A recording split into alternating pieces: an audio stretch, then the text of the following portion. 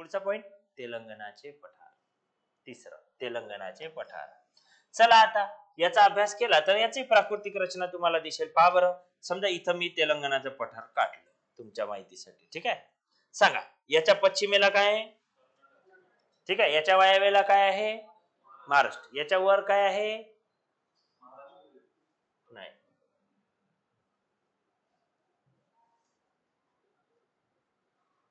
मैकल डोंगर रांगा, छोटा नागपूर दिसते, हे याच्यावर आहे. पाहू ना आपण, त्याला लिहून घ्या. लिहा कर्नाटकचे सॉरी तेलंगणाचे पठार. या पठाराच्या पश्चिमेला कर्नाटकचे पठार. इकडे बघा बरं. आता पूर्वेला काय आहे? पावर साक्षीला सांगू द्या, पूर्वेला काय? हे कर्नाटकचं पठार आहे. याच्या पूर्वेला काय आहे?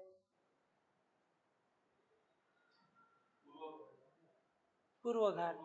याच्या पश्चिमेला सह्याद्री, त्याच्या पूर्वेला पूर्व घाट.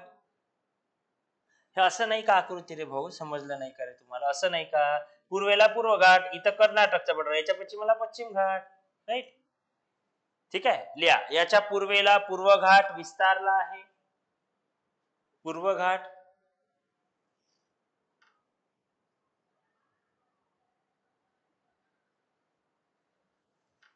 हा पठार प्राचीन अग्निज खडकाचा बनला आहे.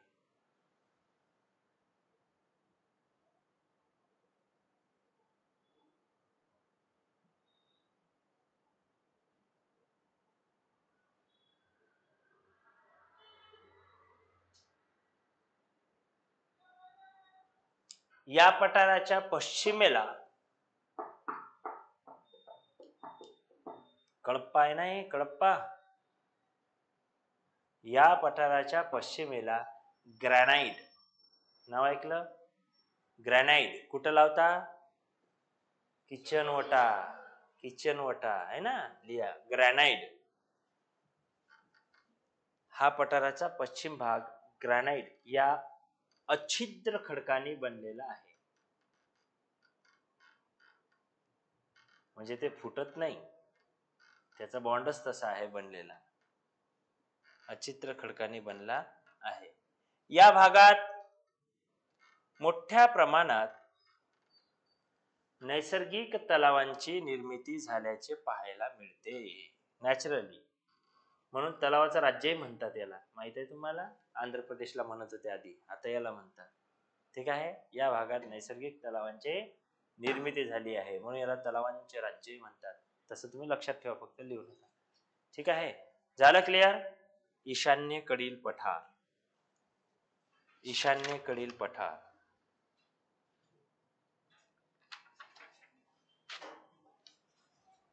ईशान्येकडील पठार हे शेवटचा विषय.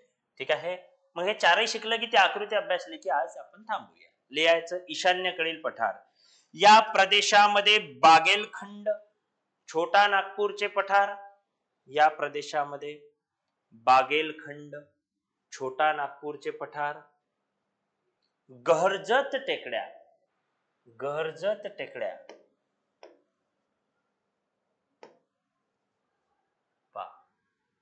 छोटा नागपूरचे पठार, बागेलखंड, आता काही याच्यात दाखवले, काही नाही दाखवले. गहरजत टेकड्या, गहरजत टेकड्या यांचा समावेश होतो. संपूर्ण पठारांपैकी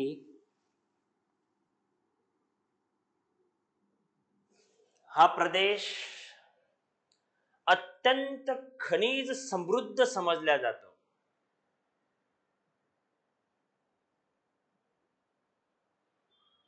हा प्रदेश अत्यंत खनिज समृद्ध समजला जातो, खनिज संपन्न समजला जातो.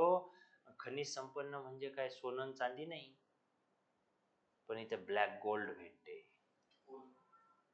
काय भेटते? कोळसा. काय भेटते? कोळसा. मग लिहा, या प्रदेशात मलयगिरी हे सर्वोच्च शिखर आढळते, 1187 मीटर. मलयगिरी हे सर्वोच्च शिखर आढळते. मलयगिरी आपण लिहिलं सुद्धा आहे, राईट? ठीक आहे, सर्वोच्च शिखर आढळते. महत्वाचा मुद्दा आणखी शेवटचा यामधला लिहा. दामोदर नदी, सुवर्णरेखा नदी, महानदी इंद्रावती. दामोदर, सुवर्णरेखा, महानदी, इंद्रावती. हे सगळं लिहून देतोय की नाही मी. फक्त समाधानासाठी पोथी ऐकल्यासारखं ऐकू नका. घरी जाऊन नकाशात पहा, कुठं आहे महानदी, कुठं आहे इंद्रावती, दिशेपर्यंत शोधा. नाही दिसली तर मला भेटा, मी दाखवेल. समजलं आहे. आणि एखाद्या वेळेला मॅप मध्ये नसेल तर मी हायलाइट करून देईल की इथे इथं आहे म्हणून. पण माघार नका घेऊ. ठीक आहे. लिहा. आणि तुम्हाला दिसेलच, कारण मी ते मॅप वरूनच हे सगळं काढलेलं आहे, जे पाहूनच, असं काही विषय नाही. दामोदर नदी, सुवर्णरेखा नदी, महानदी, इंद्रावती या नद्यांचा उगम या भागात दिसतो. उगम या भागात दिसतो. झालाय. लास्ट पॉइंट आपल्या आजच्या टॉपिकचा तो म्हणजे काय, या सगळ्या पठाराचं एक स्वरूप आपल्याला दख्खनच्या पठाराचं एक आकृतीत दाखवायचं आहे की याचा विस्तार कुठे आहे, याची लांबी किती, रुंदी किती, क्षेत्रफळ किती, काय नाही. ठीक आहे. अखंड भारताचं क्षेत्रफळ किती आहे रे भाऊ? 32,87,200. आता कोणी 63 म्हणेल, 43 म्हणेल, ह्याच्यात कमी, म्हणून 32,87,000 समथिंग सगळ्यात बेस्ट आहे. पहिली पायरी. दुसरी पायरी समथिंग नाही, परफेक्ट. तिसऱ्या पायरी डायरेक्ट रट्टाच, विषय संपला, दणकच मारायचं तिथे परीक्षेत. ठीक आहे. लिहा. काय लिहिलंय? आकृती काढली. ठीक आहे. आकृतीमध्ये स्पष्ट दाखवलाय, नंतर काढा शांततेत आकृती. झूम करून अशी लागेल तेवढी झूम होते, झूम करून काढा. ठीक आहे. त्या आकृतीत स्पष्ट टाकून देऊ. पीडीएफ टाकू का? अच्छा, मग टेलिग्रामला टाकतो. तुम्ही सांगतही नाही मला. तुम्ही सांगितलं पाहिजे की सर टेलिग्राम. आतापर्यंत जेवढे टाकले आपण आपल्या याच्यात शिकवण्यात, ते टेलिग्रामला सगळे टाकून देऊ. काय प्रॉब्लेम? जोरात बोला. कालचे, आजचे, परवाचे, मागचे, पुढचे सगळंच टाकतो. टेन्शन घेऊ नका. हे अरवली पर्वत. अच्छा, अरवली बघ, सांगायला पाहिजे. काय झालं यांचं? काय आवाज येत नाही? काय टाकलाय? पीडीएफ पाहिजे म्हणते. हा, पीडीएफ सेंड करा मॅपची. ओके मॅडम, करतो. त्यांनी टाकलं. त्या सपना मॅडम रेग्युलर कॅन्डिडेट आहेत त्या आपल्या. काय लिहिलं? अरवली पर्वतापासून तर दक्षिणेकडे तमिळनाडूपर्यंत विस्तार. इकडे काय, कैमूरच्या टेकड्यांपासून तर खाली तमिळनाडूपर्यंत किंवा निलगिरी पर्वतापर्यंत. आता याचे भाग पाडले. इथं अरवली पर्वत आहे, जसं इथं विंध्य पर्वत आहे, इथं माळव्याचे पठार आहे, इथं कैमूरच्या टेकड्या आहे, इथं बागेलखंड आहे, इथं छोटा नागपूर आहे, मैकल डोंगररांगा आहे, राजमहल टेकड्या, महेंद्रगिरी. ठीक आहे. हे नल्ला मल्ला आणि कार्डिमम झालं. निलगिरी पर्वत.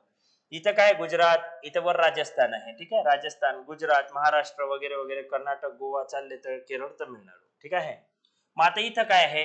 इथं पहिले ही या भागातून उगम पावणारी नदी जशी नर्मदा. हिची लांबी महाराष्ट्रात फक्त 54 किलोमीटर. टोटल लेंथ नद्यामध्ये शिकू. त्याच्या खाली वाहते तापी. ठीक आहे. खचदरीतून वाहतात. त्यानंतर इथं डोंगररांग आहे, सातमाळा, अजिंठा. नंतर आहे गोदावरी. नंतर आहे हरिश्चंद्र, भीमा घाट. नंतर आहे भीमा. नंतर आहे शंभू महादेव डोंगररांगा. नंतर आहे कृष्णा नदी. नंतर निलगिरी पर्वत. म्हणजे एक नदी एक डोंगर, एक नदी एक डोंगर, हे सगळं पद्धतशीर इथं दिलेलं आहे आकृतीमध्ये. ह्या महत्वाचा स्केच आहे की भारताच्या एकूण क्षेत्रफळापैकी, म्हणजे किती क्षेत्रफळापैकी, 32,87,263 या भारताच्या एकूण क्षेत्रफळापैकी 27.7% क्षेत्रफळ एकट्या द्वीपकल्पाने व्यापलेलं आहे. आपण हे द्वीपकल्प शिकलो. गेल्या 3 दिवसापासून जे कुटाणा करत आहे आपण, तर तो द्वीपकल्पाचाच होय. राईट.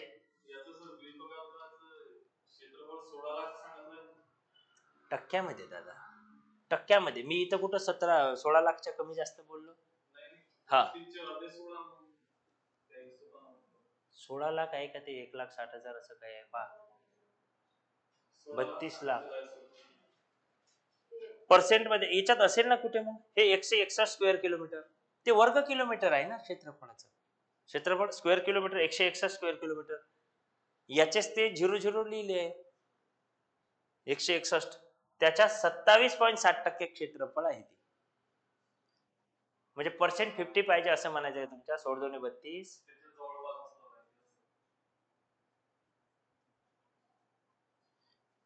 हे एकूण क्षेत्रफळ 32,27,263 स्क्वेअर किलोमीटर.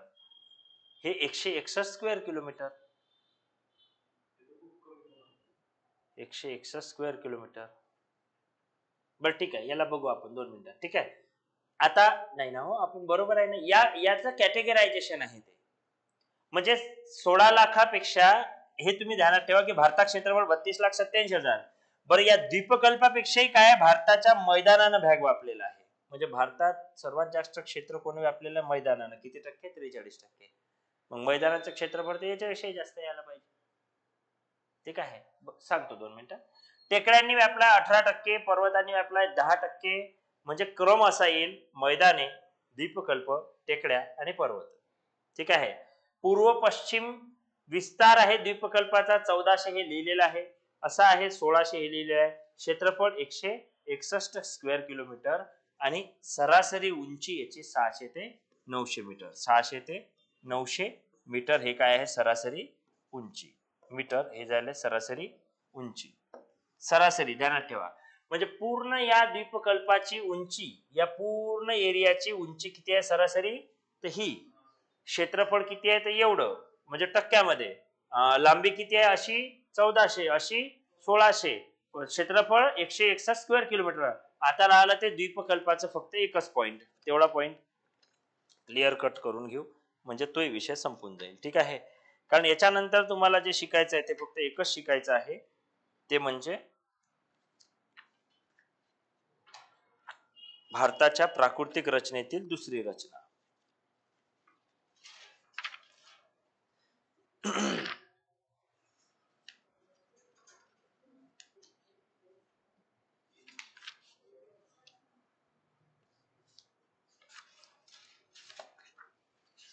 ठीक आहे,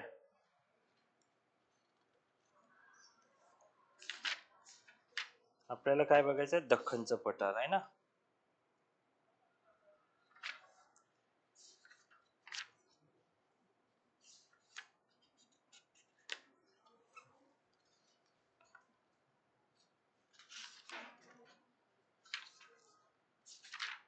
तर नदी प्रणाली दिलं डायरेक्ट.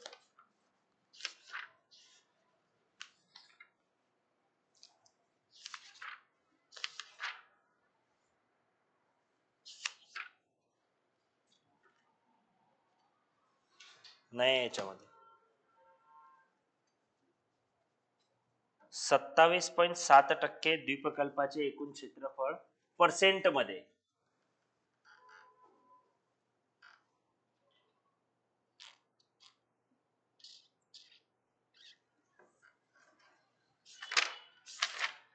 बरोबर आहे हो. ते फक्त याच्या एकूण क्षेत्रफळाच्या 161 स्क्वेअर किलोमीटर, 161 त्याच्यातच फक्त हे होऊन राहिलं ना.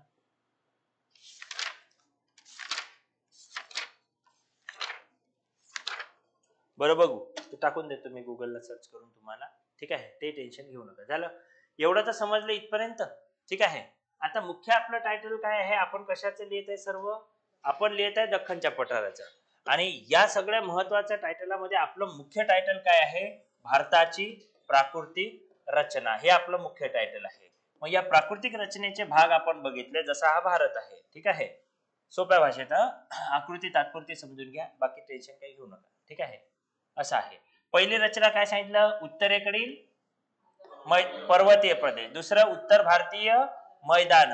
तिसरी रचना काय सांगितलं? दख्खनचे पठार. ठीक आहे, हे शिकलो आपण, हे सांगायचं आहे मला. चौथी रचना काय? किनारी मैदानी प्रदेश. आणि पाचवं काय? भारतीय बेटे. बस. आता आपल्याला काय बघायचंय? एक एक बघायचंय. पहिलं काय शिकलो आपण? दख्खनचे पठार. म्हणजे प्राकृतिक रचनेतला एकच भाग संपवला. आपल्याला आता उद्या बघायचंय दख्खनच्या पठाराला लागून असणारे भारतीय किनारी मैदानी. लिहायचं आहे टायटल उद्यासाठी. भारत